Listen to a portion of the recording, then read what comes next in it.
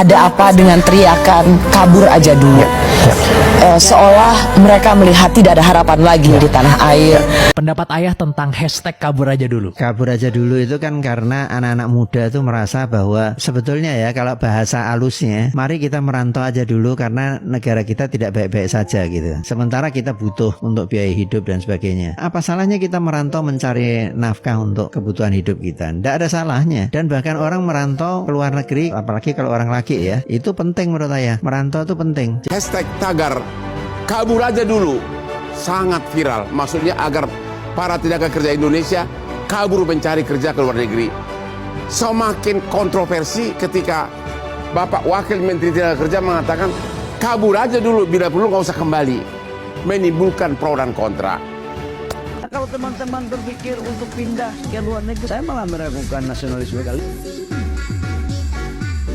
Kabur aja dulu. Apa itu? Mulai dari mana? Kenapa banyak orang yang ngomongin? Jadi, tren ini muncul sebagai respon dari macam-macam isu dalam negeri, kayak kebijakan pemerintah yang dianggap kurang, kesenjangan sosial, sampai lapangan kerja yang dianggap minim. Akhirnya menggulung diskusinya, jadi ngebahas kayak cari peluang hidup yang lebih baik aja yuk di luar negeri, terutama buat anak-anak muda.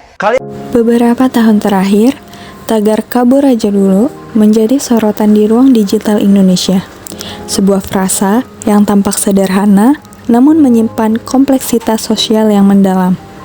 Bukan sekedar ajakan kabur atau pelarian sesaat, melainkan refleksi dari kegelisahan kolektif generasi muda terhadap kondisi sosial, ekonomi, dan politik di Indonesia. Secara sosiologis, gerakan sosial adalah upaya kolektif oleh sekelompok orang untuk menciptakan perubahan sosial atau mempertahankan nilai-nilai tertentu.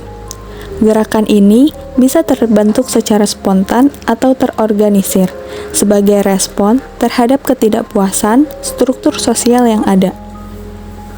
Tagar kabur aja dulu bisa dibaca sebagai bentuk new social movement. Gerakan tidak selalu terikat pada struktur organisasi formal, tetapi bergerak melalui ruang digital dengan narasi yang cair dan identitas yang fleksibel. Berbagai studi dan artikel menunjukkan bahwa tagar kabur aja dulu muncul di tengah meningkatnya tekanan hidup kaum muda, biaya hidup yang tinggi, ketidakpastian kerja, meritokrasi palsu, dan krisis kepercayaan terhadap institusi negara sendiri.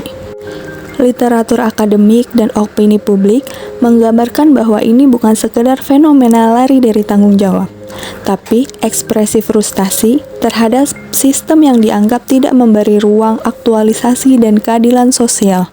Sebagian menyayangkan gerakan ini karena dianggap apatis, lari dari kenyataan, atau melemahkan semangat nasionalisme. Namun, tak sedikit pula yang melihatnya sebagai bentuk perlawanan pasif terhadap sistem yang tidak berpihak.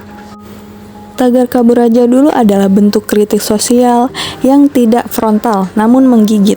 Ia menyuarakan realitas generasi yang muak namun masih mencari arah. Lebih dari sekedar tagar viral, kabur aja dulu adalah cermin krisis harapan. Ia menantang kita untuk merenungkan kembali. Apakah kita sedang membangun negara yang memberi ruang aman, adil, dan layak bagi semua warganya? Pada akhirnya, pilihan untuk kabur atau bertahan bukanlah hitam putih, tapi mari pastikan bahwa mereka yang memilih bertahan tidak dibiarkan berjuang sendiri.